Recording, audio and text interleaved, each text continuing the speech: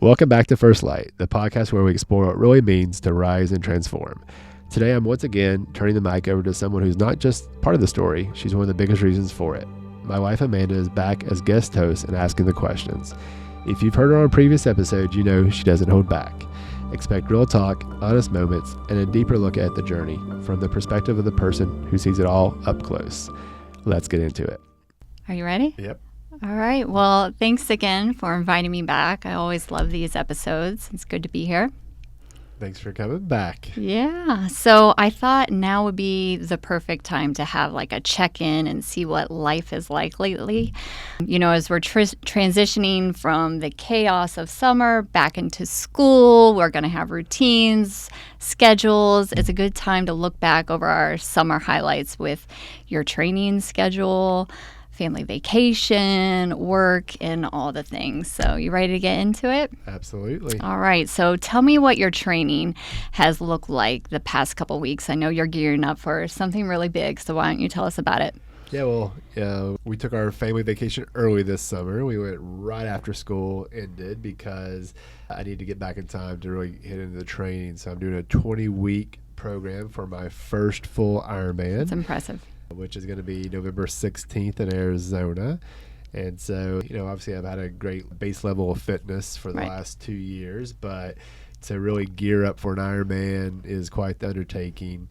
And like everything, it's the training is actually harder than the event. So getting ready is a lot harder. So right now, you know, we had a 3-session day today. I had my run this morning before the kids were up, then to the gym for a swim with my trainer for the swim, and then you and I were with our personal trainer working out. So that's right. 3 sessions today. But there you go. Typically there's at least 3 runs a week, 3 bikes a week, and 3 swim sessions a week, along with 2 strength training sessions, which you always join me for. So. Which I love. I look forward to those days. So how has regimen or that pace differed over the past couple of weeks? Because, I mean, this has been, you know, for those following along with your journey, this is a huge part of daily life for you. But how is it different now that you're really gearing up for the Ironman? So a lot more hours. So, you know, obviously marathon training, it was 4 runs a week. Mm-hmm. And I was only really running. You know, I'd do the Peloton here and there, maybe swim here and there, that kind of thing. But really, it's just I'm a runner. I love running. Running's kind of my passion. It's kind of the place that goes, and you know, I do every morning. It's the easiest thing for me to do. And so, you know, 4 days a week I'm running, and you know, usually those runs are an hour long.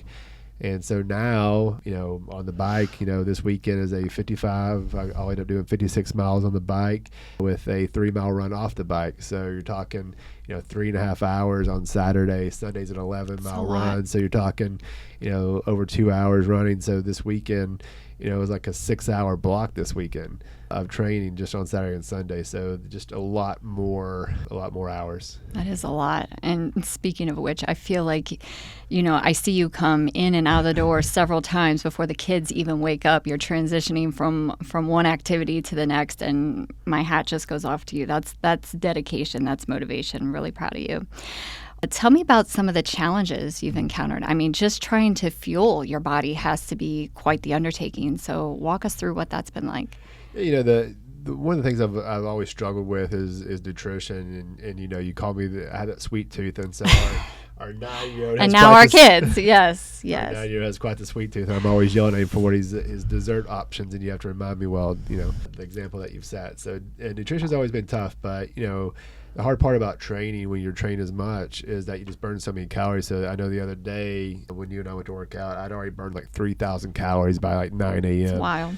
And so just trying to replace that much calories is crazy. So, you know, I've got some more into supplements. I'd stayed away from supplements, but now kind of added some supplements in to make sure I get enough protein, allow for some recovery, because just the amount of strain I'm putting on my body. You just have to be able to really kind of recover.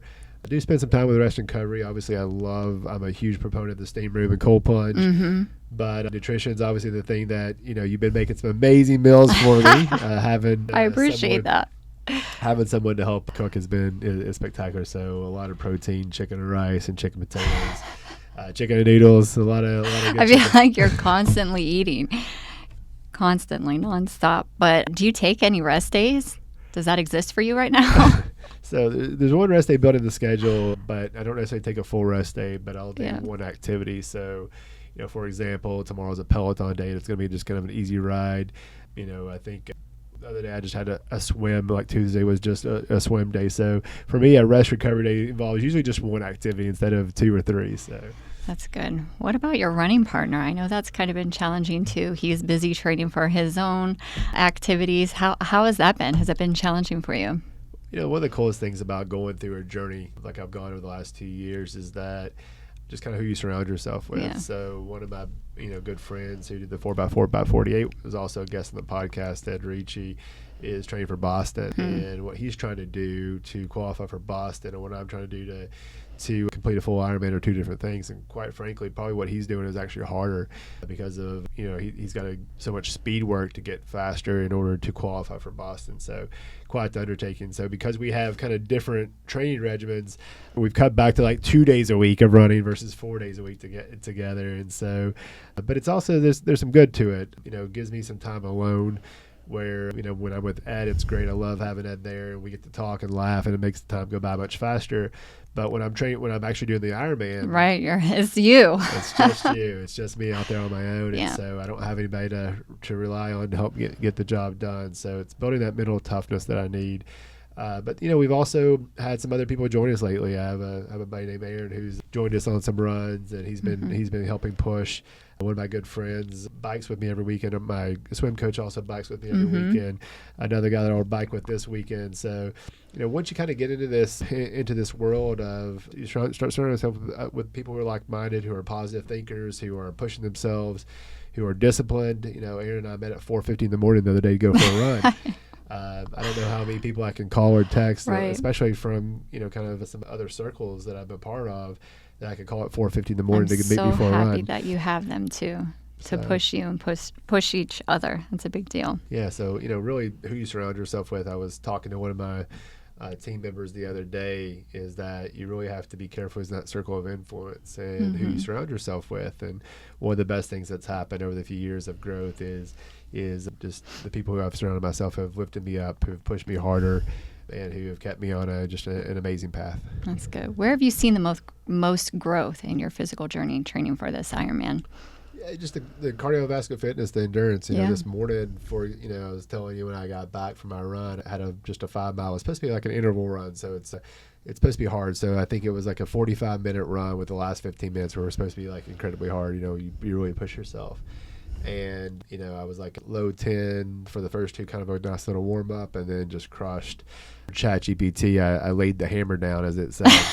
So you did. My last mile was like 8:20. So, 8:20 was something, I don't know that I could have ran, obviously a year ago or maybe 2 years ago.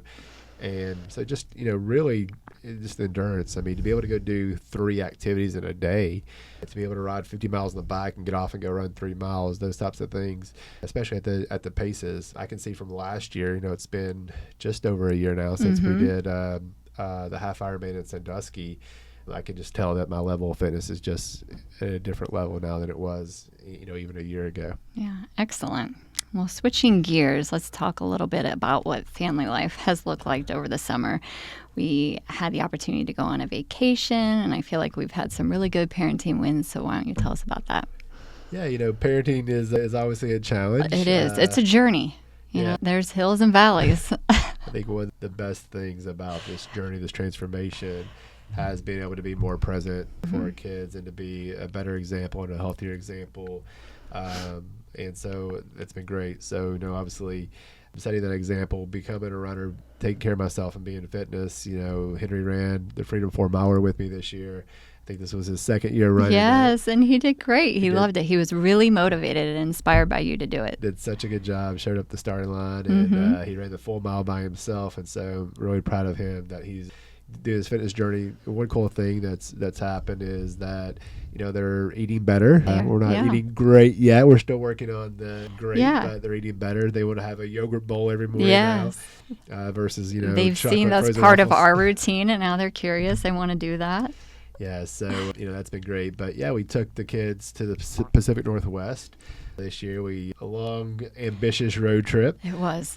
From San Francisco to Seattle, and a lot of hiking along the way, which, is probably not what our typical family vacation you would think is, but has now become kind of our typical vacation, Yes. meaning that we hike now. So lots of amazing, beautiful hikes. We did Fern Canyon, which is kind of like the Jurassic Park kind of area through the Fern Canyon, which was just amazing. Hikes through redwoods, the Muir Woods. Swimming in some alpine lakes and really just out there in nature. And they We're- really, like, they developed an interest for that too. So I definitely marked that in the parenting wing column We for were sure. at Mount Rainier on a snow-covered Yes, path. they got to see snow, which, Florida babies, they were so happy to see it for a few minutes. Yeah, so it was an amazing trip to be able to spend 2 weeks driving the Pacific Northwest with our kids. To get to spend that time with them, to be able to kind of unplug and kind of just refresh, change of scenery and a change of pace for a bit, but we're still able to get some training, get some runs in, and obviously with all those hikes, we were physically active and took care of ourselves. It was an amazing time with him, and then of course we get back and into kind of the summer swimming Chaos. and camps and chaos and all that, but it's been I amazing. think like another thing I'll put in the parenting win for this summer for us was really taking advantage of like the flexibility of time that we had. We weren't tied to school schedules and all the after school activities. We were sports free for, the whole summer. And I mean, we really took advantage of that, playing the board games and movie nights. And that was really nice to have that time with them. Yeah, we've learned that Pearson, our middle one, is quite the entrepreneur already. He dominated at Monopoly. He dominates a Monopoly, so which is fun. So we're spending a lot more time with family board nights and movie nights and going to the movies and those types of things, which has been incredible. What's something you hope the kids remember about this season? I hope they remember all these amazing trips that we took them on, that we gave them life experience. I know that some of my fondest memories as a kid involved the trips that I took with my parents. I remember one summer that we took a road trip out west from Kentucky to the Grand Canyon and back, and it's kind of funny. I always think of Chevy Chase and summer vacation, the trip to Wallywood.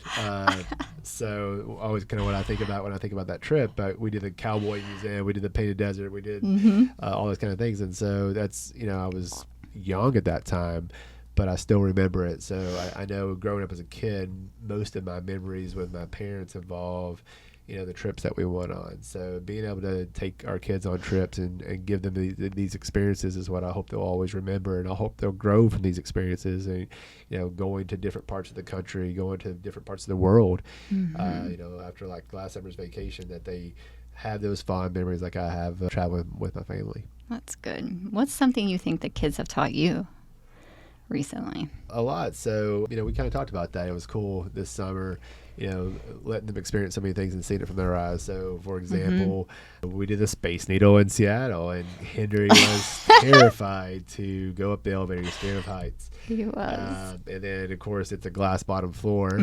And so, watch him overcome those fears and to lay down on the glass to get his picture. It was super cool. And, just getting to experience all that through their eyes, to see the joy, the pure joy that they have in all these experiences, because they're experiencing it for the first time, it's been amazing. So Agreed. I think one of the biggest lessons that I learn from my kids every day is to live life to the fullest, to really find joy in everything, and to really take a moment to look at the beauty of it all. That's good. So switching gears again, let's talk a little bit about your faith journey. Where are some moments where you've seen some spiritual growth? We always talk about the Power Five, and the Power Five is your mental, physical, emotional, spiritual, and financial well-being. And I'd love that I'd love to be able to tell the story that really it started for me through a spiritual journey, right? I'd love to tell the story that God spoke to me and told me to change my life, and that's how it happened. That's not my story, but I knew that the spiritual part needed to follow. And so for me, I started with the physical side, right? Because I was overweight, and so for me, it's kind of where I started. Let's get myself in shape. Let's get moving. And so I started that. What happened then was mentally, emotionally, once you start getting yourself in better shape, you're taking care of yourself better. The mental side kind of comes, the emotional side kind of comes. All that stuff kind of gets better for you as you improve your fitness. And then once you spend some time alone and you're journaling, and when you're out on those runs and it's quiet, you're able to kind of get into that meditative state. The mental and emotional side come along. They kind of come along with that journey. And so that's where it started for me. But I knew that, I grew up in a church, and I grew up going to youth group, and my dad was one of the elders in the church. And so it was a big part of my life as a kid. But, unfortunately, we kind of got away from it through college and law school. After marriage, we kind of came back and had kids and stopped and rode that roller coaster, as I'm sure a lot of people would do. But for many years, even when we went, I think I was kind of a passive participant. I would just kind of go to check the box that I was there. So this year, I've really leaned into spirituality and really wanted to lean into faith because, I'm seeing the impact that it's having now. I got involved in a couple of different men's groups at the church. I've got a really good relationship with the pastor now. I had the pastor on the podcast, had his wife on the podcast. They've both had great messages too. Really enjoyed their episodes. Were great. And so through that, I have a Bible app on my phone that, gives me a verse every day. Read the Bible, read the Bible to our kids. We had to get new Bibles because we read the full, I think the last one twice to them. And so, prayers become a part of our family. We need to do more than just dinner time and breakfast and meal time. But it's something we talk to our kids about. We're at First Wednesday now. Henry this summer did a youth group, which was awesome for him to be a part of. It was. He was so excited, and the questions he was asking, I loved seeing him lean into faith too. That was great. Again, but our example, the fact that now we're making church a priority, that we're making sure that we're there every Sunday, that he gets to see that we make it a priority, that we talk about it, and we talk about the fact that it's a priority. Now he wants to go, and they want to go. They want to be there. They look forward to it. And they look forward to sharing their verses with us and the songs they learned. And of course, in both of our cars, all they hear is Christian music. And so Josiah Queen on repeat. Yes. Josiah Queen on repeat. So, I've really leaned into faith this year. Yeah.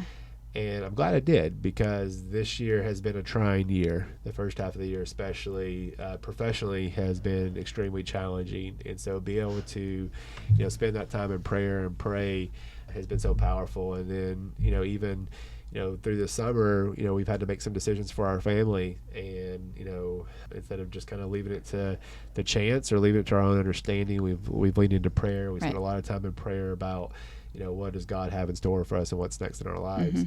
And so it's amazing that kind of when you surrender and you lean into faith, what it can do for you. And I think, I've had the opportunity now to speak at men's groups about the impact that I've had through faith on my life now. And so it's been a season of faith. That's great, because you're not just inspiring change in your life and my life and our kids' lives. It's now you're helping inspire change to people outside of our bubble, which is so important. So I'm really proud of you for doing that as well. All right, so let's switch gears again, and you touched on the subject of work. So tell me a little bit about what that has looked like this summer. Goals? Are there certain goals you're working towards? Moments of clarity, moments of struggle? Walk us through it. Yeah.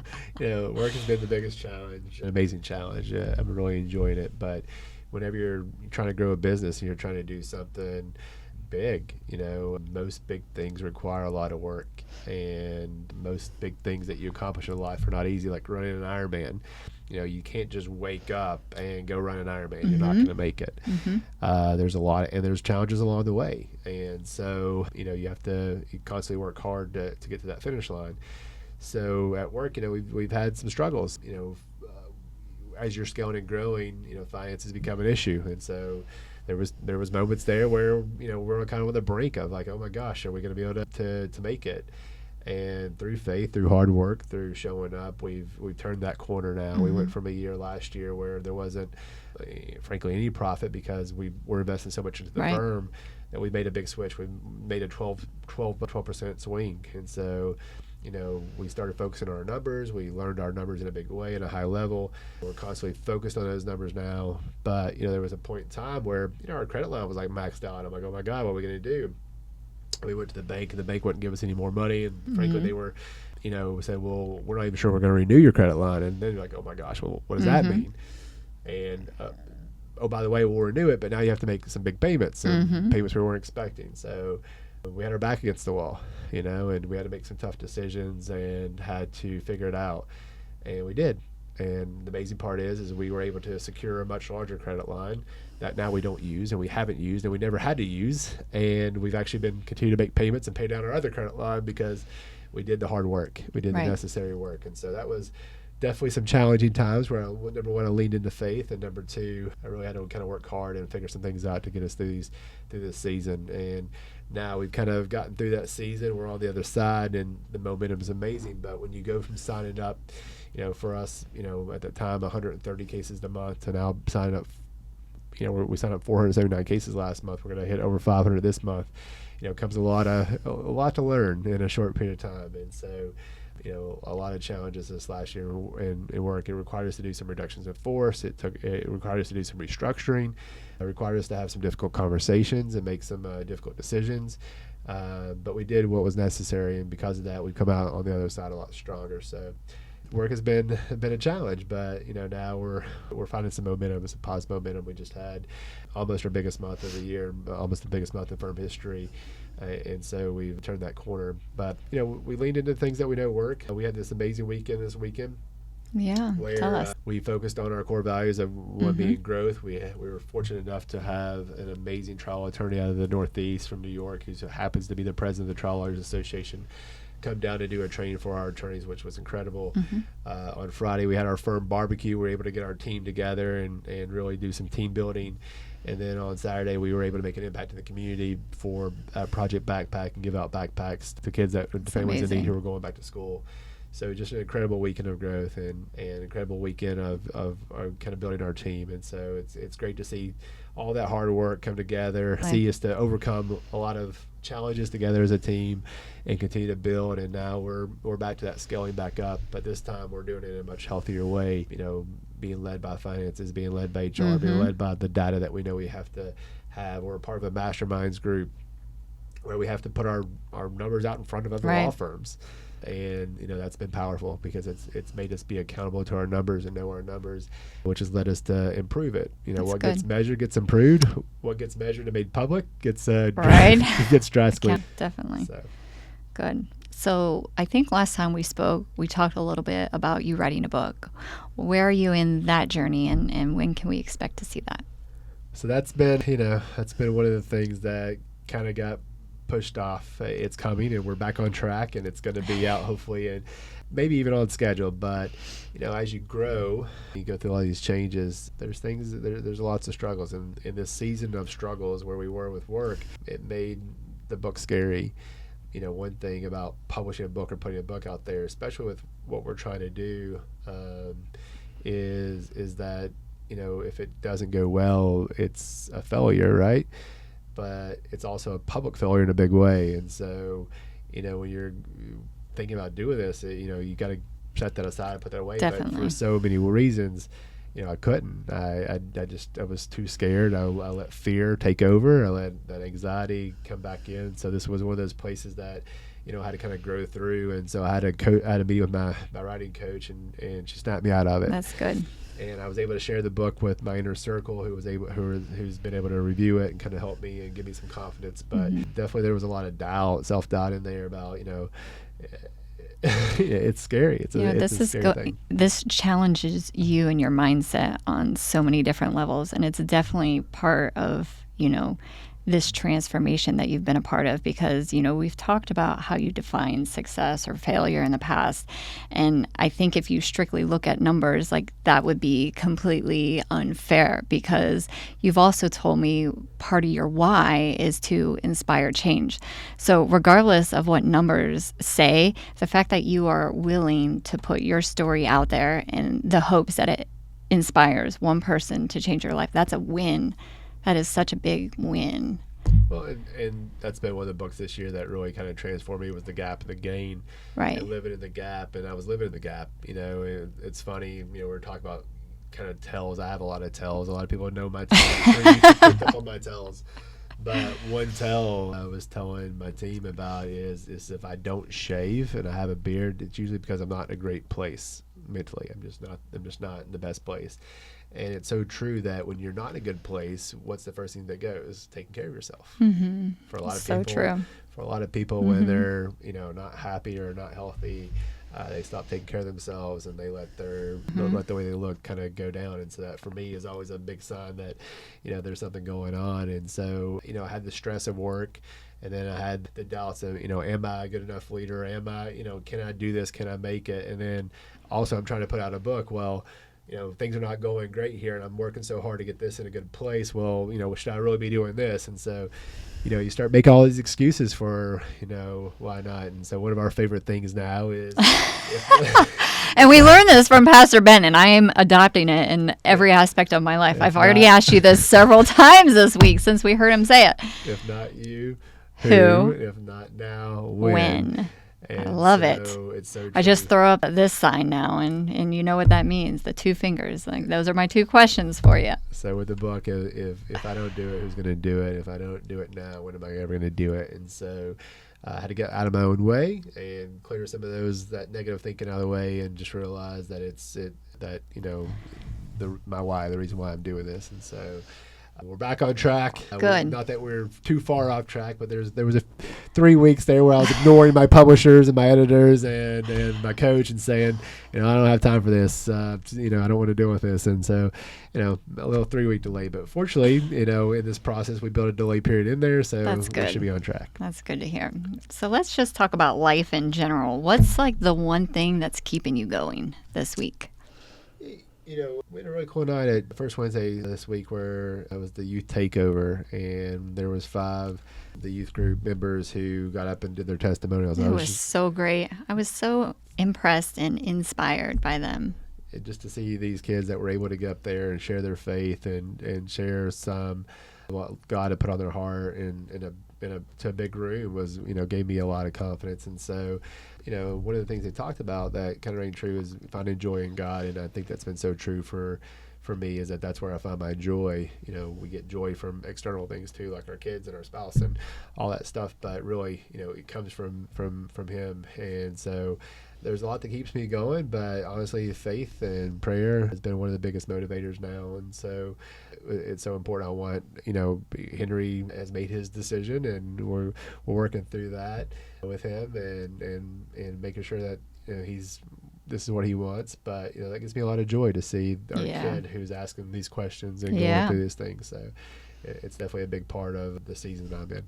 That's good. So what are you looking forward to? What does the next season look like? Yeah, so I had a lot of big goals this year. Mm-hmm. Obviously the big, hairy, audacious goal was the Ironman, which, I feel like I'm well on my way to achieving that this year, which is great. I had a goal of a lot more public speaking, something that, puts you out of your comfort zone, forces you to grow. You're going on 2 trips with me where I'm excited. This year, but I've already hit my speaking goal earlier in the year. So maybe my goal wasn't ambitious enough. I had a goal of one conference to speak at per quarter, and I knocked that out early in the year. But we have 2 more coming up, and I'm super excited about that.